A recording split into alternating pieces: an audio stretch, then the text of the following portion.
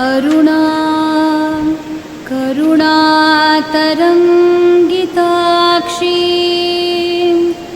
धृतपाशाङ्कुश पुष्पबाणचापा अणिमादिभिरावृतां मयूखैः अहमित्येव विभावये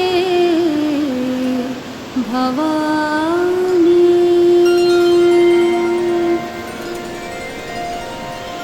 श्रीमाता श्रीमहाराज्ञी श्रीमत्सिंहासनेश्वरी चितग्निकुण्डसम्भूता देवकार्यसमुद्यता उद्यद्भानु सहस्राभा चतुर्बाहु समन्विता रागस्वरूपपाषाढ्या क्रोधाकाराङ्कुशोज्ज्वला मनोरूपेक्षुकोदण्डा पञ्चतन्मात्रसायका निजारुणप्रभापूरक्मज्जद्ब्रह्माण्डमण्डला चम्पकाशोकपुन्नागः सौगन्धीकलसत्कचा कुरुविन्दमणिश्रेणी कनत्कोटीरमण्डिता अष्टमी चन्द्रविभ्राजद्दलिकस्थलशोभिता मुखचन्द्रकलङ्काभमृगनाभिविशेषका वदनस्मरमाङ्गल्यगृहतोरणचिल्लिका वक्त्रलक्ष्मीपरीवाह चलन्मीनाभलोचना नवचम्पकपुष्पाभनासादण्डविराजिता